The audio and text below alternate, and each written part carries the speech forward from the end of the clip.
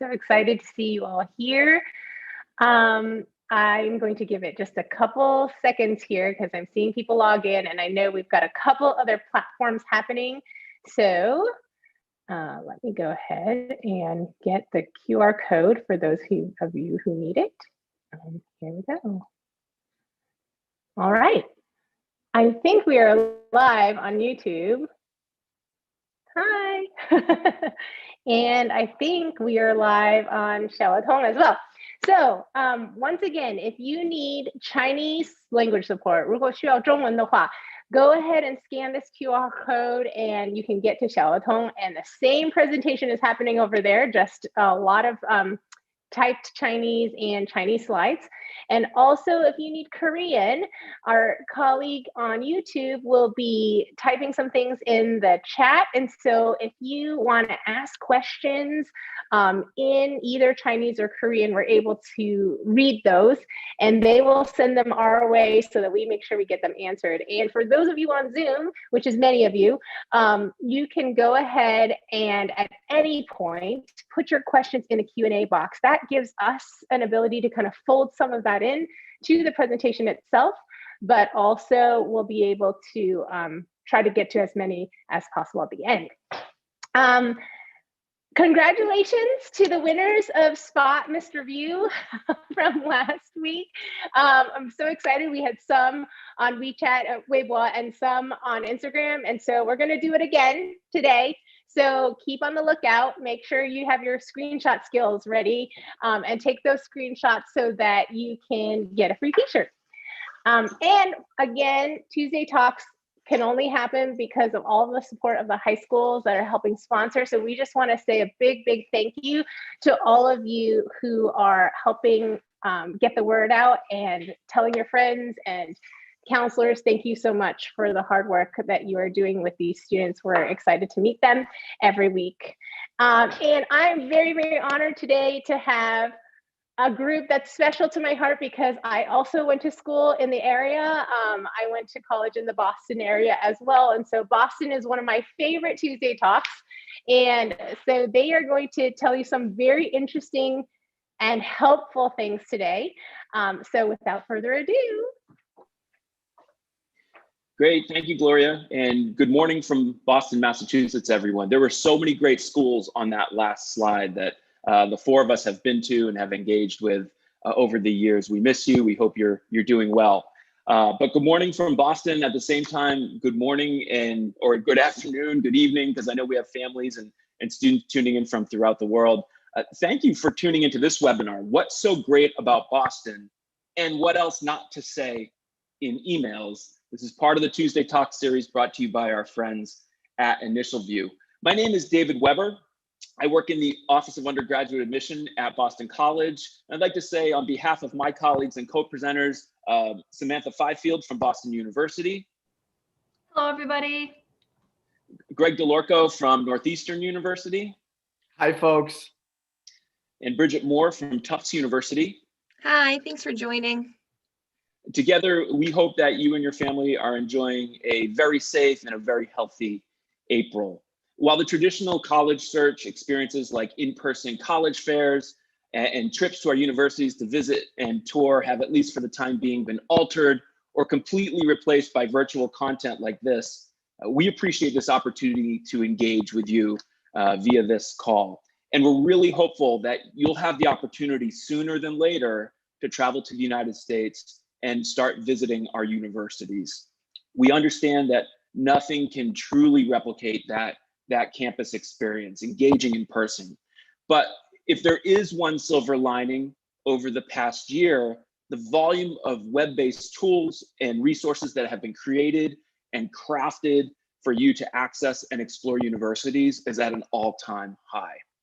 Use these resources, use them as a complementary piece of your college search or as a primary piece of your college search. There is some great content out there.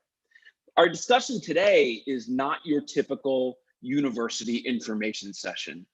Of course, you know by the title that our four universities are located in Boston, Massachusetts, and over the next few minutes, we'll talk a little bit about Boston and what makes this city such an interesting and dynamic place to be a student, arguably the greatest college city in the world.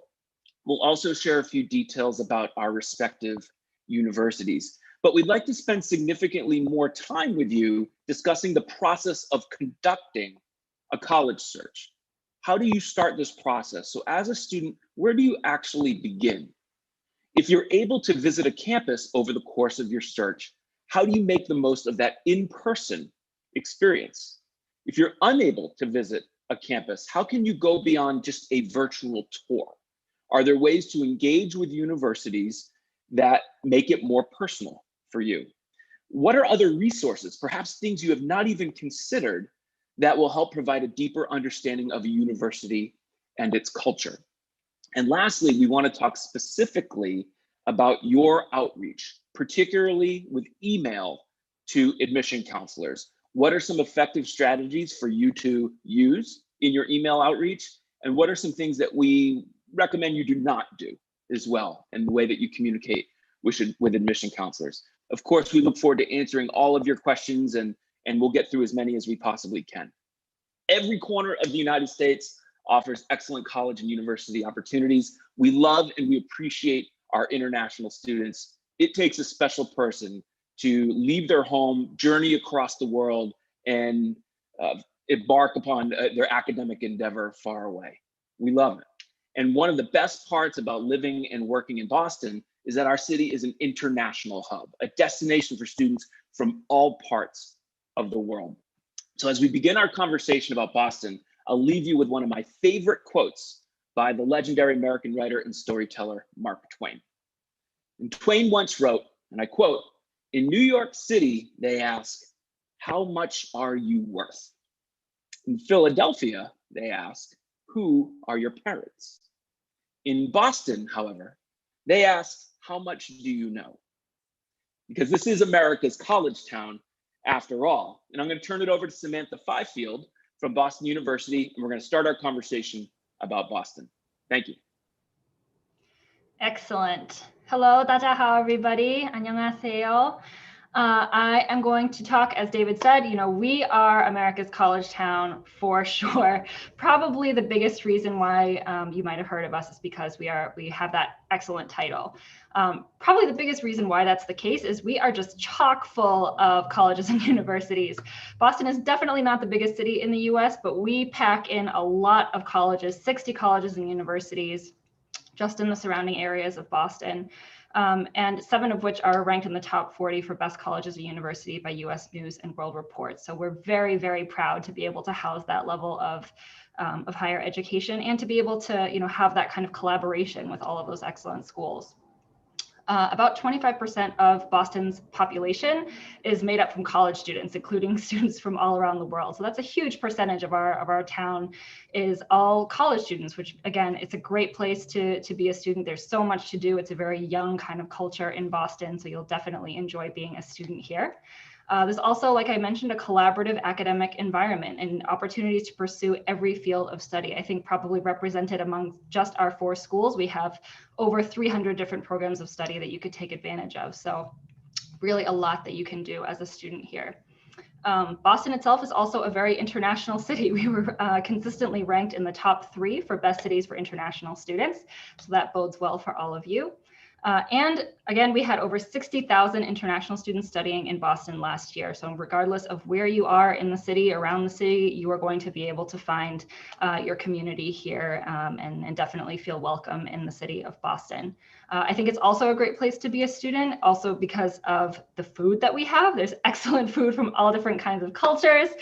You might get in trouble because there's so much delicious food here. That was definitely the case with me. It's just a city with a lot of culture. There's so many museums that you could see. There's a lot of sports, teams to be rooting for. And public transit also makes all of that incredibly accessible as well. So there's a lot to love about the city of Boston. But with that, I will turn it to my next colleague, Greg from Northeastern, to talk about some of the other benefits. Thanks so much, Sam. Really appreciate it. Hi, folks. We know that a lot of students are interested in completing research when getting into a college. So Boston is an amazing city to complete research in. I want to start off by saying that all 4 of the schools on the call today are Tier 1 research universities, which means we receive the top level of federal funding, in that we're competitive research universities. In total, there's 7 different tier 1 research universities in Boston. So again, just some great opportunities to partner with colleges and get that top level of research. Really, Boston is known as a global leader in the healthcare and life sciences industry. So this includes everything from research to development and just world-class, world-known, and world-recognized healthcare operations and facilities. Just in the city of Boston alone, there's over 46,000 scientists, researchers, and staff, and over 21,000 students completing research in hospitals. So you're going to be surrounded by like-minded peers and other folks that are really passionate about this subject. I've focused on this beginning part on medical research, just because Boston's truly known as the epicenter of medical research. But there's so much more than that. You have opportunities to complete research in economics, global warming, religion. Really, we want you to be able to take advantage of the flexibility that all of our schools offer. And again, the city of Boston welcomes you into doing that. The final thing that I'll say about research is that our professors are both technically and practically trained. So you will get that experience from folks that aren't just world-class communicators and teachers, but they're world-class professionals. They understand the practical skills needed to be able to complete good research. This segues nicely into my next slide, which is about professional opportunities in the city of Boston. And really, as I just mentioned with research, there's so many professional opportunities in Boston. At Northeastern, we talk a lot about experiential learning, and every single university has its own version, its own take on experiential learning. It's where you take what you learn in the classroom and apply it to the real world. So for students, for international students, you'll have the opportunity to complete internships, co-ops, work experiences that are directly related to your program of study, and you'll do it through curriculum practical training and optional practical training. A lot of times we'll get the questions like, what type of companies, businesses, nonprofit organizations are students partnering with? For the healthcare industry, we have amazing, again, world-renowned hospitals like the Boston Medical Center, Brigham and Women's Hospital, and Mass General Hospital. If you're interested in business, specifically finance and investments, we have Capital One, JP Morgan, and a number of others. If you're looking for a startup company, companies like Toast and HubSpot are really popular. And then finally, really big world-renowned or world-known organizations like Reebok and Salesforce are there to take advantage of. But really, the great part about Boston is you can find a professional opportunity in any arena, in any area of study. I will now turn it over to David to talk a little bit about Boston College. Great, thank you, Greg. And we're gonna take 1 or 2 minutes and just highlight our universities for you. I think there's 4 things that I can put forth for you to know about Boston College this morning. First, starting with size and location. Boston College is a medium-sized Research One university. We have about 9,300 undergraduate students, and about 850 of them are international students. We also have about 5,000 students that do master's programs and doctoral programs in a variety of disciplines. Our campus is beautiful. It sits within Chestnut Hill, which is a village that is right on the Boston city line, approximately 9 kilometers from city center. And that's how you access Boston using the T, which is our subway system, actually the oldest subway system in the United States. And the Green Line connects to our campus in 3 different areas. Boston College is residential, so almost all of our students will live on campus. And as I mentioned, being a Research One university, our base is in the liberal arts. So as a university, Boston College is made up of 4 undergraduate divisions: the Marcy College of Arts and Sciences, which is the largest, broadest division; the Carroll School of Management, which is our business school; 2 smaller programs and divisions, the Lynch School of Education and Human Development, and the Cannell School of Nursing. Students from across all majors and all divisions collaborate with faculty within a research setting. Students also receive university funding to conduct their own research. So this is a big part of the academic culture at BC. Right now, the most popular majors: economics, finance, political science, biology. But remember, popular just means that's where most students are interested right now. All of the majors, all of the programs are excellent. And the campus environment, it's dynamic, it's spirited. Students get involved with over 300 clubs and organizations, student government, cultural organizations, service opportunities. That's a big part of student life. Boston College is also a Division I athletics school. So with the athletics culture that exists on campus, that can be a great complement to your university experience. We also have a great performing arts community as well. Lastly, I'll just note, Boston College will remain test optional for the year ahead. And I encourage you to explore more with the link that is on the slide right now. I'm going to pass it to Samantha to talk about Boston University. Thank you, David. Next slide. Awesome. So I am here representing Boston University, as you know, and we are basically a large private research institution, like some of the other schools here on this call. We also follow a liberal arts style kind of curriculum as well. It's kind of done through something called the BU Hub, which is a rather unique way of going about a liberal arts curriculum. So you can research that more on our website if you're interested. We have over 16,000 undergraduate students. We offer over 300 different programs of study as well across 10 undergraduate schools and colleges. And we have students from all 50 states in the US and US territories, plus 100 different countries all around the world. So we are definitely, a pretty big school, a diverse school. We love that about ourselves, but we do also try and make sure that students have that kind of small school sense of community, those small school classes. And so we do have, a student to faculty ratio of 10:1, average class size of 27 students. So we're definitely making sure that students are still able to get that, one-on-one attention that we know is so important.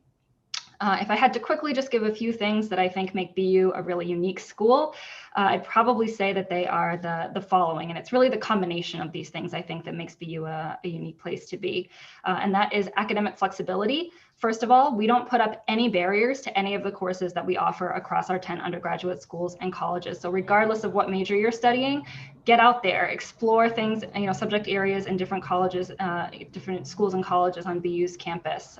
Make sure that you're really studying what your passion is. And then if you change your mind, that's fine. We allow students to change their mind at any point really throughout their academic programs. We're also very much a research institution. As I mentioned before, we take research very seriously, and we are members actually of the AAU, that's the Association of American Universities, which we're very proud of. It's a group of top prestigious research institutions in the US and Canada. So we definitely put a premium on research, not just STEM research, although we do have over, we have a few thousand labs on campus. So if you want to pursue STEM, you have the ability to do that for sure. But if you're more a social sciences student, a humanities student, you have the opportunity to pursue research as well and be innovative in entrepreneurship and all of that kind of thing. Location as well. I mean, we're all in the wonderful city of Boston. We can all take advantage of that. But you can kind of see here, this is kind of the largest picture of the city of Boston. Actually, I'm not sure if you can see my mouse, but if you see that little red triangle, that's the Citgo sign. It's kind of a big landmark in Boston. And that's right about where BU's campus starts. And we're about a mile-long stretch of Commonwealth Avenue north of there. So it's nice because we're, all of our buildings are located pretty much on one street. So we still maintain that kind of small school campus feel, even though you can see we're pretty well nestled into the rest of the city. So I think location and also having public transportation running directly through our campus is a big convenience for our students as well. And lastly, our international students. We have a big international student population. 24% of our undergrads at BU are international students. So we really adore our international student population. We make sure that they're well taken care of, that you have everything that you need and every opportunity to succeed as much as your domestic counterparts. So again, I think it's the combination of those things that make BU a great place to be. And I hope you'll be interested in looking into us more. So thank you. I will pass it off to my next colleague to talk about their school. Thanks, Sam. Northeastern University was founded in 1898 in the back of a YMCA on Huntington Avenue. The mission was to prepare students for real-world opportunities through co-ops. As you can probably imagine, we've grown, we've changed, we've evolved in over our 100 years of being in Boston. But something that has stayed true is our focus on professional experiential learning and preparing students for job opportunities, not only in the city of Boston, but around the world. So this is a great picture of our campus because you get a feel of the fact that yes, we're in Boston, but we're also a 73-acre campus with dedicated green spaces. So it's almost like a campus inside of the city of Boston. As for university, we have 7 different undergraduate colleges. We are a large private university with just over 18,000 undergraduate students. We have over 220 different majors that you can choose from, over 130 different combined majors. We have a student to faculty ratio of 14:1, and about 70% of our classes have 20 students or fewer in them.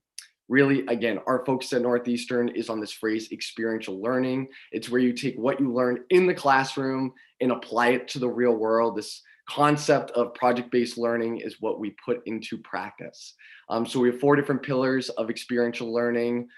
We have research, we're a Tier 1 research university, service-based education, global. We want our students to be able to take advantage of international opportunities. We also have a large cohort of international students with about 18% of our students coming from outside of the US.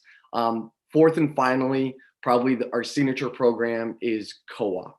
So co-op is where you go out and you work for 4 to 6 months in an entry-level job position in your field of interest. There's really 2 main benefits of co-op. The first one being it gives you an opportunity to create a professional foundation. The second one, it gives you professional direction. You get to figure out if what you're doing academically matches what it's like to work the 9-to-5 grind of going to work every day. So our students really appreciate that professional opportunity. Co-op is a full-time experience. You are not taking classes. You're also not paying tuition when you're out on co-op, and about 80% of our co-ops are paid. So there's really great buy-in from both our students as well as the employer. Northeastern has over 500 different student organizations, and we have about 54% of our students receiving a job offer from one of their co-op employers. With that, I will turn it over to one of my favorite college mascots in the Jumbos, and Bridget. That's us. Although you got me a little close to that elephant comparison, Greg, so thanks for that. So Tufts is actually the smallest university here today. The entire university is about 10,000 undergrads, a little bit closer to 6,000. We're just outside Boston. At Tufts, you're picking from 3 undergraduate schools. We have a School of Fine Arts, a School of Engineering, and a School of Arts and Sciences. Across the 3, as Samantha mentioned, tons and tons of options. Nearly 60% of students are majoring or concentrating more than one area. 21% of our students are coming from international backgrounds. We're test optional moving forward. We meet full need for everyone regardless of citizenship. And at Tufts, we actually have a spring carnival day called Tuftonia's Day, where every spring the entire campus gets together and we do games and rides and food trucks and fireworks and all those kinds of things to celebrate the community and all the different opportunities that we have to enjoy yourself at Tufts. So I think with that, we're going to move into the rest of the presentation. And kind of talk about the things that you are currently doing, which is how to conduct a college search. So you might have a couple colleges on a list, you've worked with your counselor, you have a couple schools you've heard of, know of, maybe some that are right here in Boston. And now you're thinking, what do I do next? So how do I go from having a couple colleges to really learning about those schools, understanding the process and kind of moving forward? And we're gonna walk you through kind of this process, kind of step by step, starting off with kind of your first assessment with David. Great, thank you, Bridget. We can head to the next slide. And we'll sit on this slide for just a moment. In the spring of your final year of high school, you are constantly going to encounter a question from family, from friends, from teachers at your school. And the question is, where are you going? You're going to hear it a lot. And there will be a time when you can answer that question with great confidence and great excitement. But that time is not now. Right now, I think a better question is not where are you going, but why are you going? Why are you considering going to a university? Why are you considering traveling far from home to enroll at a university? What makes this such an important experience for you? So as you're starting your college search, we recommend that you start with doing a self-assessment. And consider this part of the homework piece from our session today. So what is this self-assessment and how does it work into what you're going to do over the next year or two in your college search?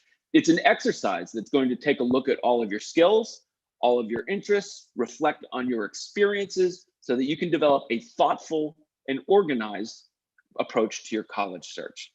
And my recommendation, as you kind of go through this process, put pen to paper, write stuff down, edit it, move it around, really think about what you value. If you want a little guidance on how to start this self-assessment, perhaps start with the academics. And perhaps that starts with just some simple questions about your academic experience so far in your life. In high school, what classes have you really enjoyed? Are you successful in those classes? And maybe frame it like this. If you could, if your high school allowed you to, would you take 2 or 3 classes within that subject every year? So for example, if your high school allowed you to take 2 or 3 physics courses each and every year, is that something that gets you excited? 2 or 3 courses each year in world history. Are those areas that you'd say, I would have an appetite for that? That would be great. Obviously, that's going to help you figure out where those interests might lie at this time. What if you're a student that enjoys a variety of classes and topics equally? Maybe another way to say it is you're undecided on what you may eventually declare as a major. That's fine. We appreciate that. And in most cases, universities provide great flexibility as you start in their program to define your academic interests and declare majors. How about looking at it through another lens, from a professional lens? And I know that you're fast forwarding in time, but I'm sure you've thought about, given an opportunity, what might you want to do in a professional setting later in life? Could you see yourself wanting to explore a variety of different professions? Are there a lot of different things that you could see yourself doing? Or do you know exactly what you want to do? And the 4 of us on this panel know it when we see it. When you read an applicant, and it's very clear within their application that nothing is going to knock them off path from meeting that end goal that they have in mind.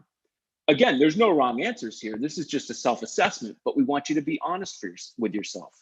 And if you do have a particular goal in mind, a career interest that you feel strongly about, research and explore academic areas that are most commonly associated with that particular career path.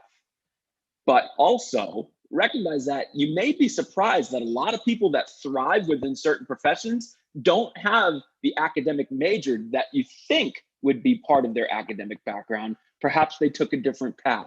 But at least these are ways for you to explore and to think about where your interests lie. Let's talk about location. Also on this slide, when you think about your lifestyle today, and I know students and families are tuning in from around the world, cities and communities globally, think about where you are today. In a year, in 2 years, you may be moving to a completely different part of the world. And in your mind, what type of environment do you foresee yourself living within? Is it an urban environment? And sure, big cities oftentimes offer the most professional and social opportunities, but I want you to keep in mind that in the United States, not all US cities look and feel like New York City, like Chicago, like Los Angeles, like Philadelphia, like Boston. There's a lot of cities throughout the United States, wonderful university cities that are easier to navigate, slower pace, perhaps don't carry the intensity that some of these cities that I mentioned do. And these cities can still provide you something new to explore every single day. So think about it. How about a suburban environment? This might not include that hustle of the city center, but it still could provide you access to a city. So if you're thinking about having professional experiences, service opportunities, social experiences in a city, but your preference is to live within a more suburban community, there are a lot of universities in the United States that fit that type. Just on this panel alone with Boston College and Tufts University, we sit on the outskirts of Boston and you're able to connect via public transportation. So those types of universities do exist. A campus setting outside the city, great city access. Again, it's all about lifestyle preference. The rural schools, the rural environment, what does that mean? Universities that are in more rural areas usually operate as a city within themselves. So everything you need on a day-to-day basis is within your campus community or your small college town. Once you leave that small college town, however, it may not be easy to access larger metropolitan areas. Perhaps that's exactly what you're looking for. Perhaps it's not. Location may not be the #1 priority as you develop this list and as you think about your assessment, but it absolutely matters and it absolutely requires some consideration. Your extracurricular offerings or your extracurricular interests, think about your high school experience and what are the areas that you gravitated to outside of your academic courses. Was it athletics? Was it performing arts? Was it service? Was it Model UN? Are there areas that you found particularly interesting that you're hoping to continue with in a university setting? We hope you try that. We hope that you continue that process. But also, are there things that you have not yet explored as well? Our universities offer hundreds and hundreds of university clubs and organizations that will allow you to test new interests as well. And we want you to keep an open mind, which is the last point on this slide. You're going to learn a lot about yourself as you leave your home and become a university student, no matter where you go. There are over 3,000 universities in the United States, and I'm just going to assume you may know about 1% of them, maybe 2% you've heard of.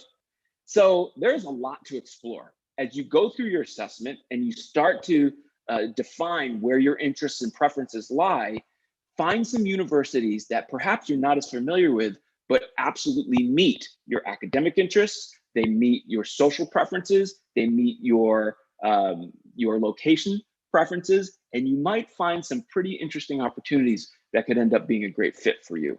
I leave you with this on this slide. Selecting a university is about a match to be made. A match to be made, not a prize to be won. And perhaps you start that matching process through conducting this self-assessment. Go to the next slide. And I think Samantha is going to talk about this next piece of the presentation. Yes, very well said, David. I totally agree. Not a prize to be won, a match to be made. It's very well said. Okay, so what to do if you can and cannot visit campus. Very important next steps after you have kind of done the self-assessment. You kind of have a better idea. You've narrowed down the list of schools that you're really thinking about. What do you do then?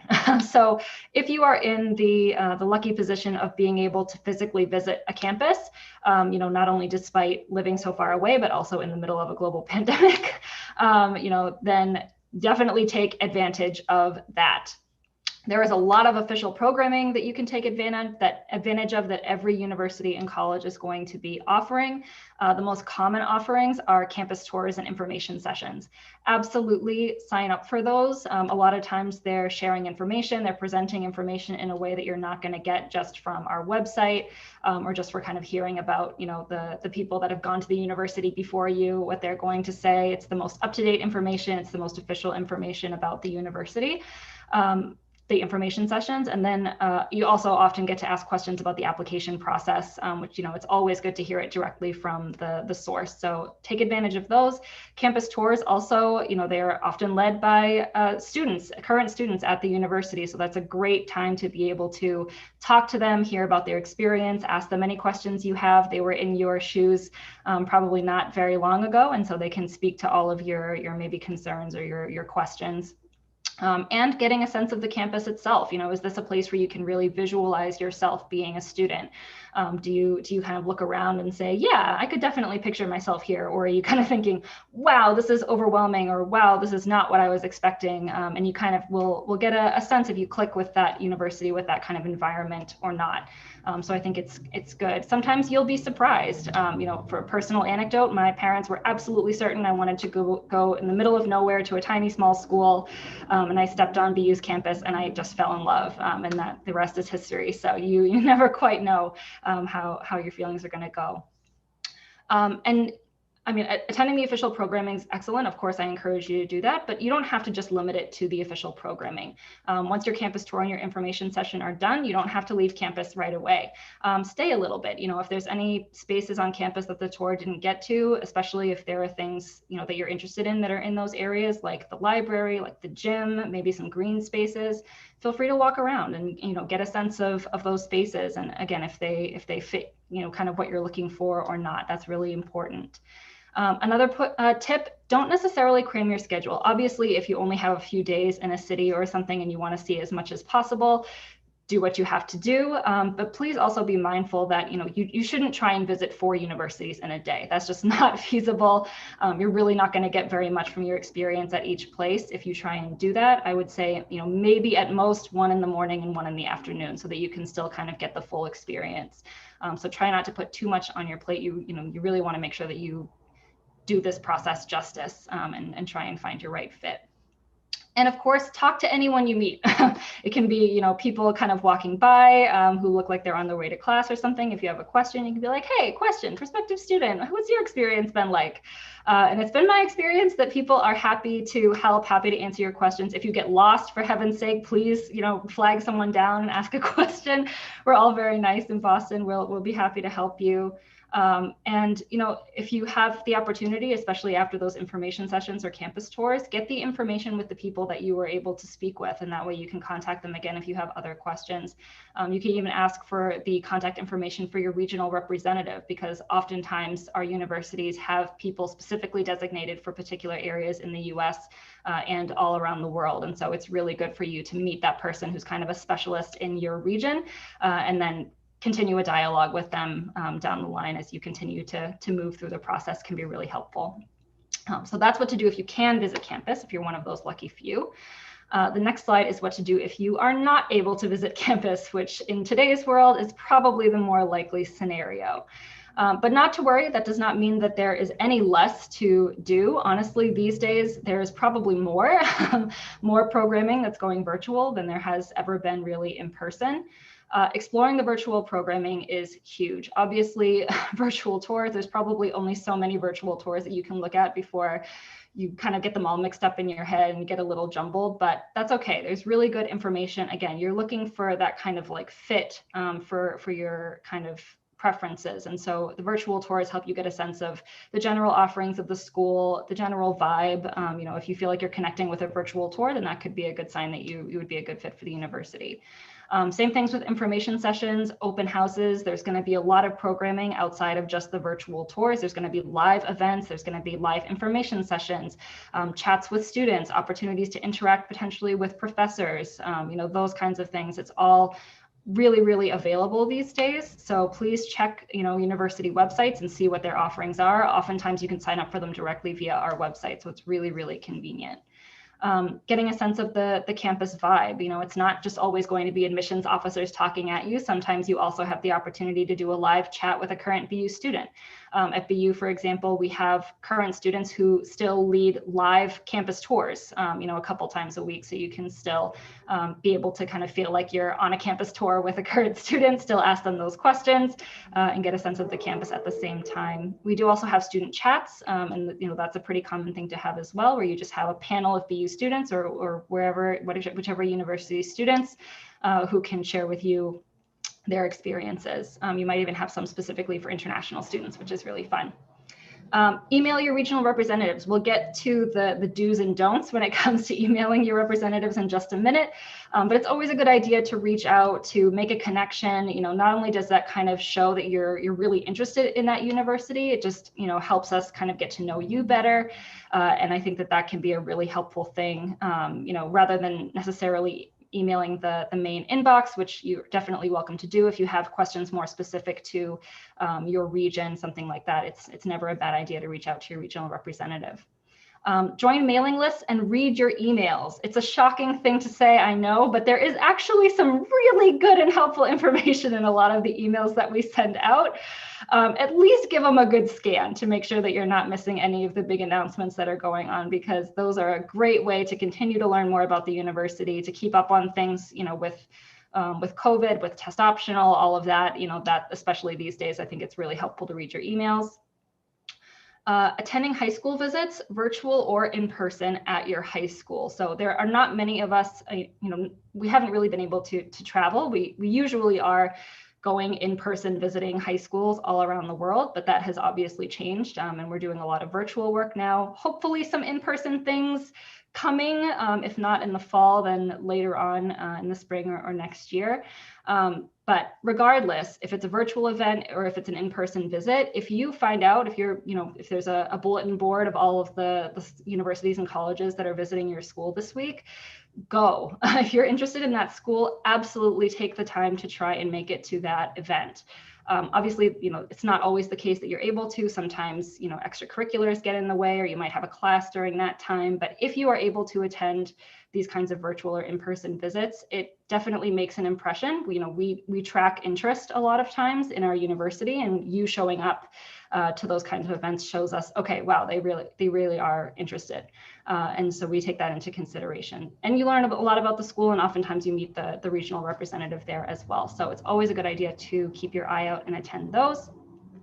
And last but not least, participate in Tuesday Talks and give schools your high fives, especially, it makes a really big difference for us. We love to see that you're engaging and it's another way for us to assess your interest in our schools. So I definitely appreciate your attendance here today, as I know that we all do. And I hope that has been some helpful information. So with that, I will pass it to Greg and he will talk about the next topic. Thanks, Sam. Sam just covered a bunch of good information in terms of getting introduced to a university. This is kind of going into the deeper crevices of colleges and universities. When we're evaluating your applications, we're going to talk about using a holistic approach, which means getting to know you as a student, getting to know you as a leader, and getting to know you as a community member. Well, guess what? You as students should be doing that to us as universities. You should be getting to know us not only as an academic school, an academic entity, but you should be getting to know us based off our values, who our students are, and kind of the different things that we represent. So ways that you can get to know a school even on a deeper level. Find the student newspaper and read about the most pressing topics that they're covering. Right? Find out what's going on right at the source. Our students are leaders in not only their school community, but in the Boston community. They're going to be talking about some of the more controversial things either going on campus or in the city of Boston. There's no college that is perfect, and every student body wants to put pressure on universities to improve. That's good pressure. So read school newspapers, hear about what they're talking about. Follow clubs and organizations. If you're really into DECA or Future Business Leaders of America or HOSA, whatever it might be, find that club and organization, find out if a school offers it, and then follow them on social media. See what they're doing, see some of the work that they're doing and fun activities they're doing. Explore faculty research. Like I said, we're all Tier 1 research universities. There's 7 Tier 1 research universities in the city of Boston. Find out what kind of opportunities are available to students. And find the breakdown between undergrad opportunities and graduate opportunities.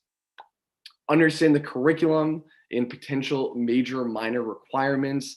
This is important because we all have different curriculums. We all have different focuses, and we all have different levels of academic flexibility. Find the one that's the right fit for you. If you can connect with alumni, that's a great way to, again, get a really authentic perspective of the university, similar to connecting with enrolled students from the schools. Finally, I'm going to talk about the mission statement.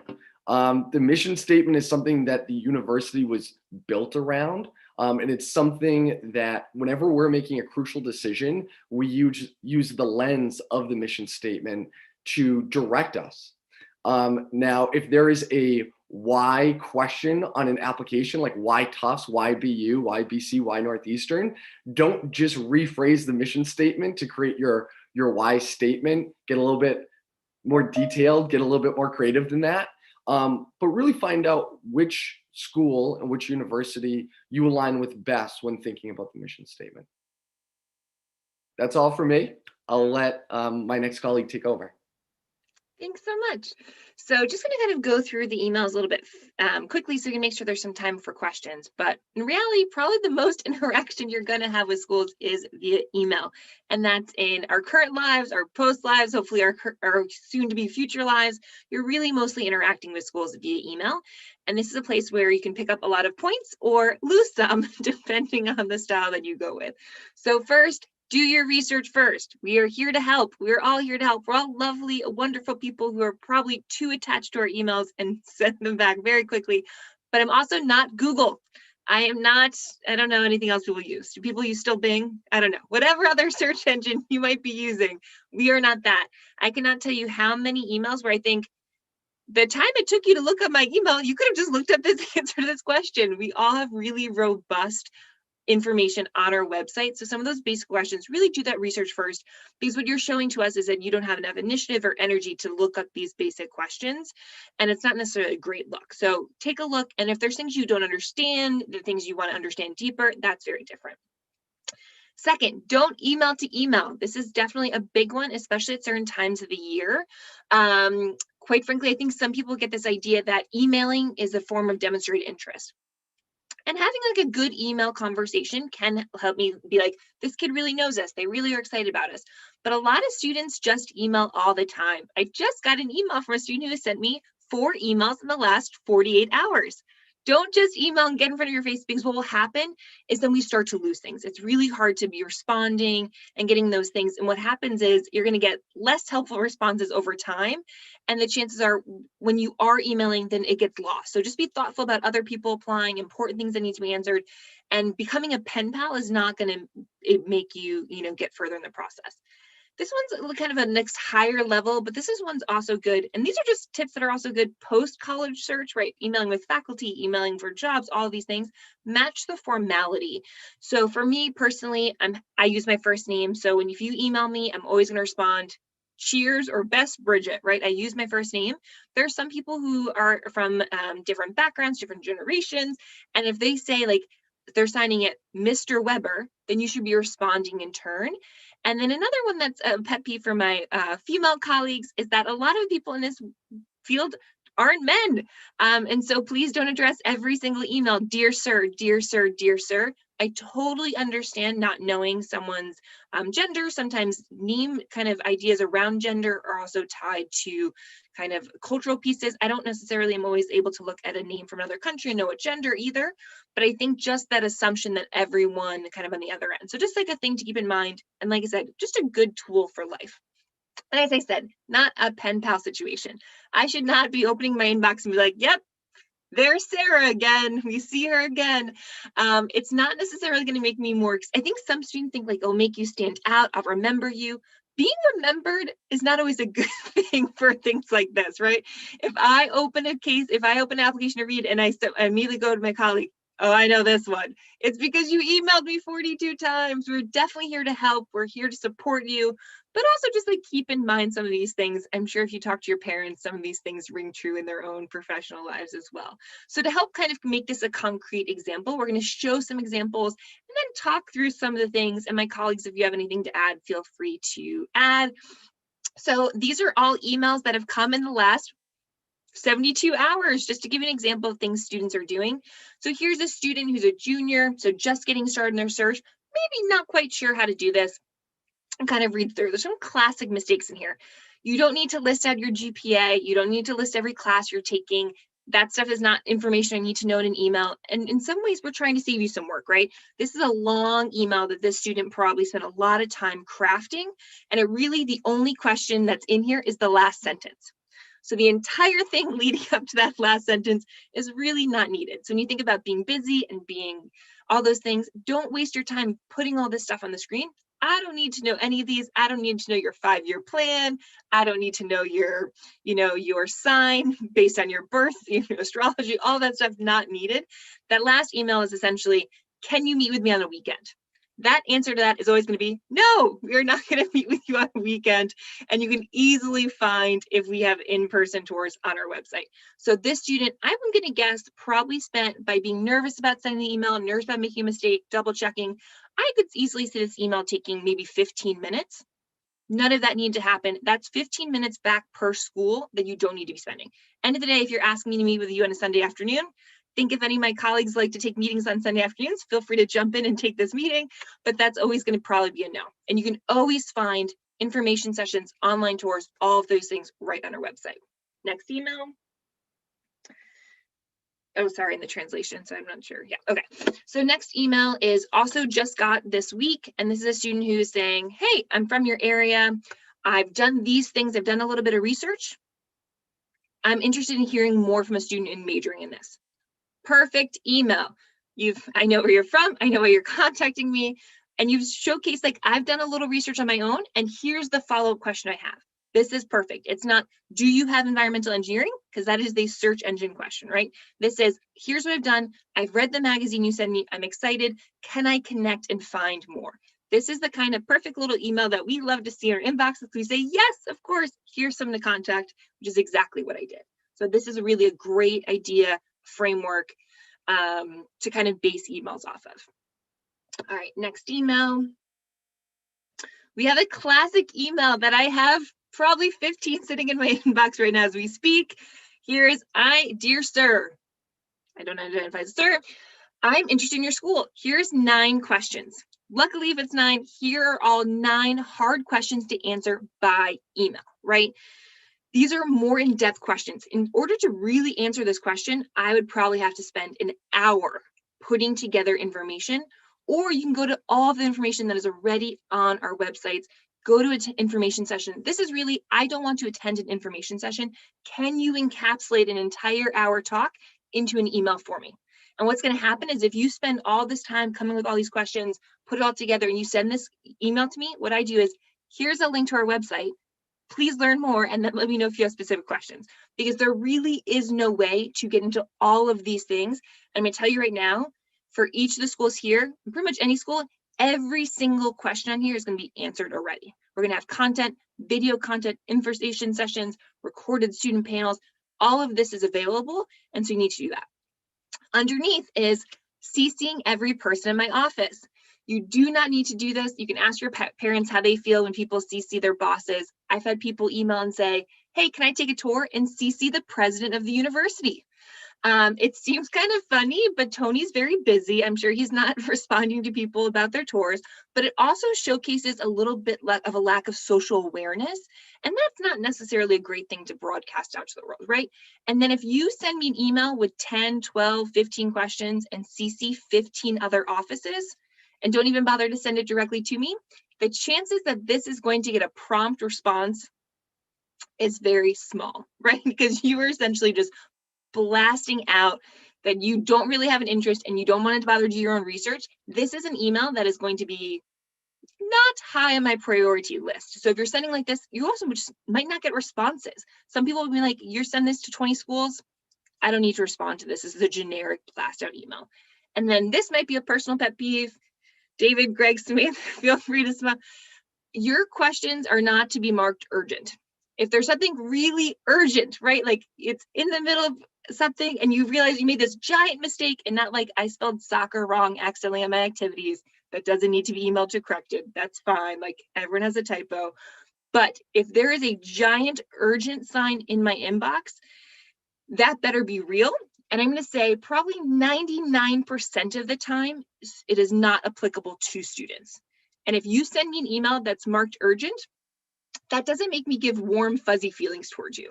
I'm like, this student doesn't have a good sense of these things, right? And so I think having that perspective, remembering not to email the president of the university a question, don't email 15 people in my office, because we didn't even realize is now there's 10 emails going back and forth about who answered this, who doesn't answer this. End of the day, you should be doing your research, asking thoughtful, directed questions, and not CCing half the world. And then I think our last example of an email is this. You'd be surprised. Sam was showing off some of her linguistic skills earlier. Lots of people who do international admission have lots of linguistic skills, but probably not enough to cover the thousands of languages that exist in the world. So I know it's a little bit harder, but if it's not in English, it's going to be a little bit harder for us to respond. Sometimes I definitely use Google Translate. That's not perfect, but just keep in mind some of these things, because end of the day, it's also your time. It's your energy. You're putting together these emails and you want to get a good response. So putting together that 15-question email is not going to get the response you want in turn. So be thoughtful, do your research. And this is also a skill, like I said, that is going to last the rest of your life. Learning how to write appropriate emails, send them to the appropriate person. You know, this is the new how to address a letter, right? You know, like how to put a mailing address down, those things, right? And this is something that's always going to be a really long lifetime skill, of course, until email is replaced with whatever is going to come out next. But I think with that, I don't know if anyone wants to add anything on to emails, or we'll just move right on into questions, I think. And here's our contact information. So now what you can do, and what we'd recommend as our homework takeaway, is to pick one of us or another school, it doesn't have to be us, and send a good email. So think about all the lessons you learned, think about what to put into it, what not to put in it, who to CC. Everyone pick one school, do a little research, and send that person a good admission question email. Fantastic. Thank you so much for this full presentation. And thank you so much for these tips on emails. And I'm going to start us off. I'm going to turn off the screen just so we can all see each other. We only have a few minutes for questions. So if you didn't get yours asked yet, please make sure you type them in right now. So one question is that there are counselors on this call. And so if you, do the same rules apply for emails from counselors? Like, are there any like specific tips for counselors where they should or shouldn't do something, or should or shouldn't email someone, and how to do that? Any advice? Yeah, totally. So I'd say a couple of things. So for counselors, so pretty much everyone here does territories. So we always list kind of what territories people cover. So you want to be in contact with the person. And I know for counselors, sometimes you're really good friends with someone, and that's okay. Like I have counselors who I don't necessarily cover that area anymore, but they'll reach out directly to me. But if it's really a specific student thing, then it's just also nice to reach out to that area person, or at least CC them, because there is sometimes that feeling, especially for younger staff, I found when they don't get those emails, that they feel a little bit less included or less ownership over those areas. So something for counselors to be mindful of, especially if they do have those deeper friendships, if it's like about a particular student. Definitely not CCing my boss. I think that's true for everyone. No one likes a CC to the boss, and it's really unnecessary. And once again, it just ends up causing more back and forth because they're going to email it to me. If they respond, it's usually I've written that response and give it to them, and then they send it, right? So I think there's like a little bit of a respect level when it comes from colleagues and who you're emailing directly. And then I think the biggest thing is, and counselors knows, is just be mindful of kind of our time frame. So we don't expect students for this, but a lot of counselors will, right after decision say, I want to sit down and have a 30-minute conversation with you.